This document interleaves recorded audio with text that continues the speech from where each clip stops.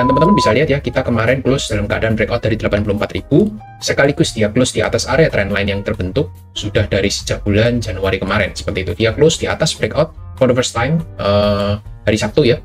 Tapi teman-teman lihat untuk volumenya nggak ada, gitu, volumenya kosong. Jadi kalau dua-duanya berlawanan ya, USD-nya naik, Bitcoin dominasinya naik, ya sudah, wassalam. Untuk altcoin-nya teman-teman ya wis lah ya, ditutup aja untuk exchange-nya, nggak usah dibuka karena turunnya double-double. Bitcoin turun 2%, altcoin bisa turun 5%. Itu aja. Kalau teman-teman suka dengan video ini, bantu saya capai 15 likes, dan kita akan segera untuk mungkin minggu depan ya, hari Senin atau Selasa, untuk ada live streaming sama teman-teman.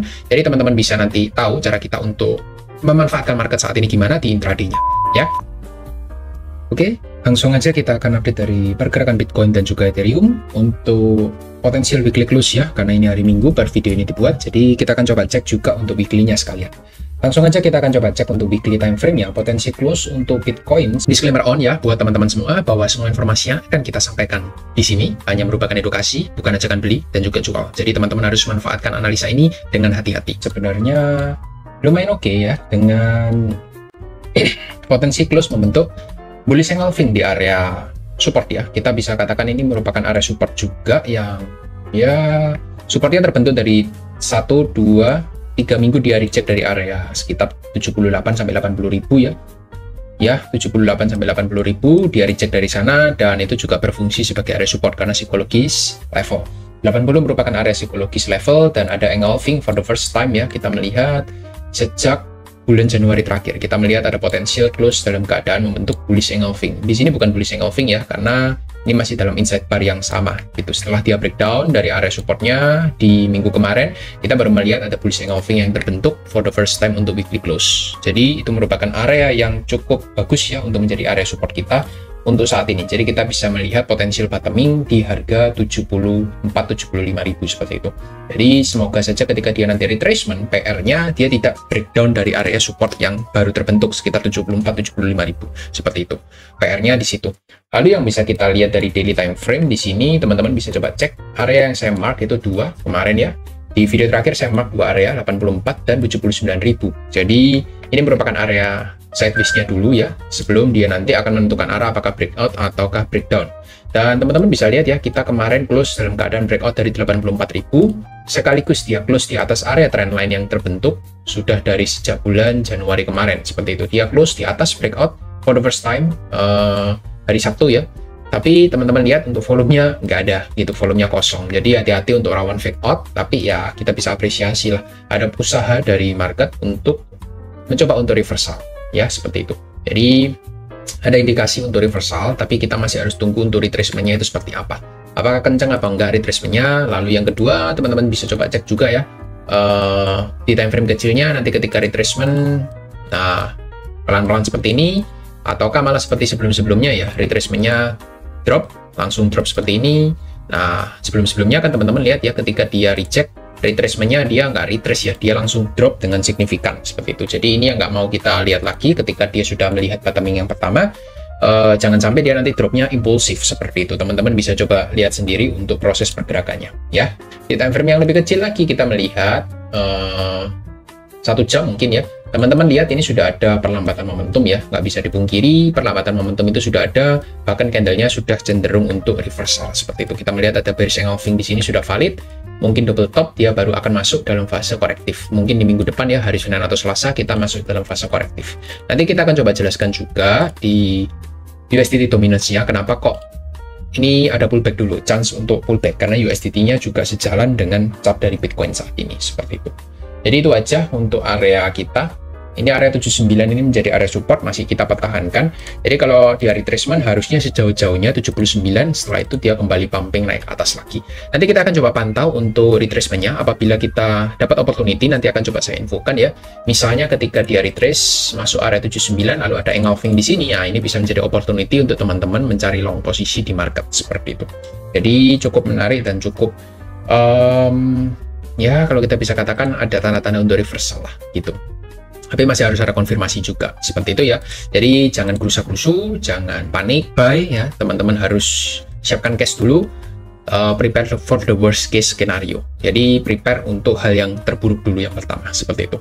Jadi jangan sembarangan entry juga ya.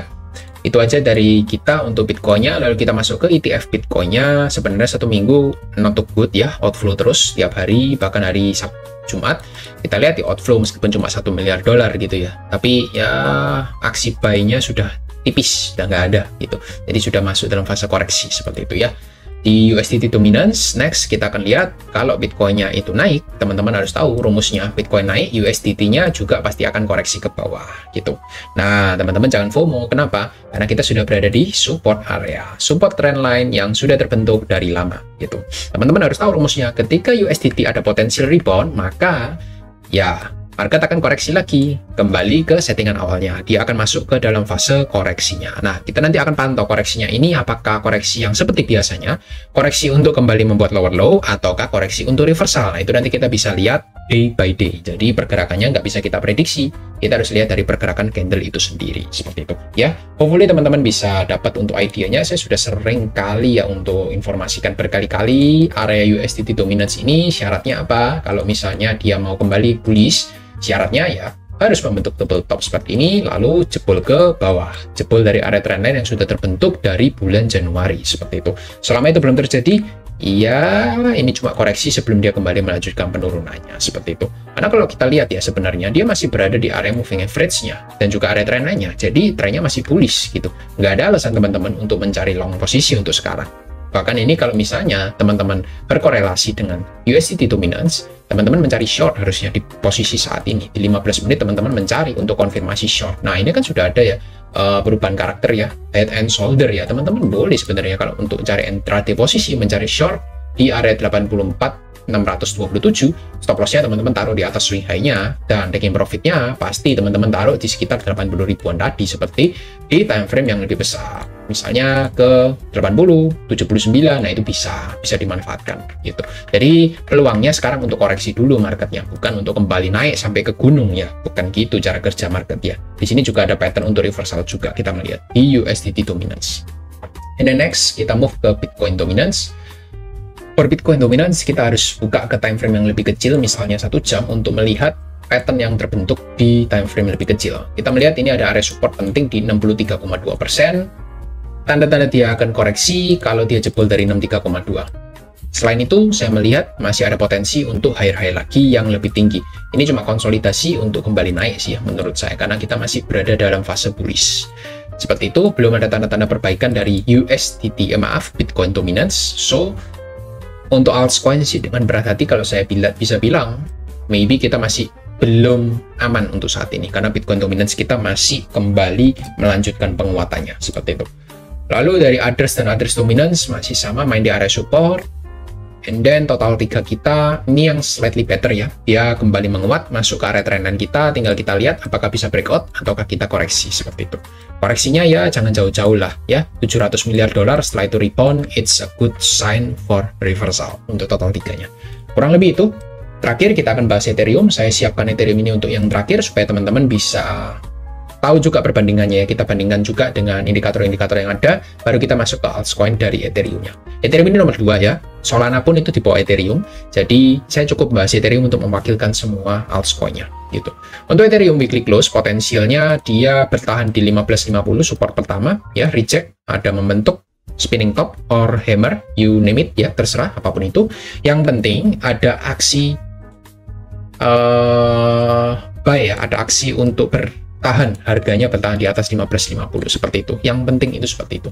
Jadi you name it lah, terserah apapun itu teman-teman mau namakan apa. Yang terpenting ada bullish engulfing di daily time frame seperti itu. Tapi apakah sudah bullish untuk reversal kembali naik ke 2000 lebih? Belum jawabannya. Ini ada trendline bearish ya, teman-teman bisa lihat trendline bearish yang terbentuk. Kalaupun dia naik, nanti pasti akan kepentok di 1700-an. Setelah itu mungkin koreksi atau dia breakout ya, nanti kita akan lihat lagi pergerakannya sama seperti Bitcoin. Apakah naik atau breakout? Ya, atau breakdown? Ya, kita harus konfirmasi juga dari candlestick pattern-nya seperti apa.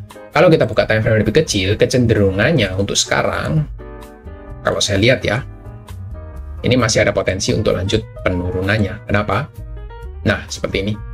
Kalaupun dia naik sampai area top dari trendline-nya, misalnya breakout 1876, ini masih dalam satu fase korektif kenaikan seperti itu, bukan fase impulsif kenaikannya. Jadi di time frame lebih kecil saya cukup melihat bahwa Ethereum ini masih cukup underperform ya dibandingkan Bitcoin. Kenapa?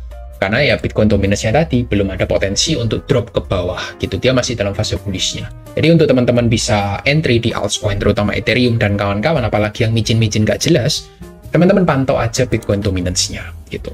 If Bitcoin dominance-nya drop ya, meskipun USDT-nya naik, pasti akan ketolong untuk altcoin-nya. Tapi kalau dua-duanya berlawanan ya, USD-nya naik, Bitcoin dominance-nya naik, ya sudah wassalam untuk altcoin-nya teman-teman, ya wis lah ya, ditutup aja untuk exchange-nya, nggak usah dibuka karena turunnya double-double. Bitcoin turun 2%, altcoin bisa turun 5%, seperti itu. Ya, seperti yang sudah kita sampaikan berulang-ulang kali lah ya. Untuk sekarang yang tertarik itu, yang paling menarik itu Bitcoin-nya. Untuk yang lainnya still belum menunjukkan tanda-tanda yang menarik untuk sekarang. Kurang lebih itu. Untuk ETF-nya juga masih so-so ya, masih belum ada banyak pembelian, jadi ya masih sama seperti Bitcoin, masih belum menarik untuk saat ini untuk ETF-nya. Seperti itu ya. Kurang lebih itu aja. Kalau teman-teman suka dengan video ini, bantu saya capai 15 likes, dan kita akan segera untuk mungkin minggu depan ya, hari Senin atau Selasa, untuk ada live streaming sama teman-teman. Jadi teman-teman bisa nanti tahu cara kita untuk memanfaatkan market saat ini gimana di intraday-nya ya. Dan juga disclaimer on ya buat teman-teman semua, bahwa semua informasinya akan kita sampaikan di sini hanya merupakan edukasi, bukan ajakan beli dan juga jual. Jadi teman-teman harus manfaatkan analisa ini dengan hati-hati. Thank you semua, dan see you next video. Bye bye.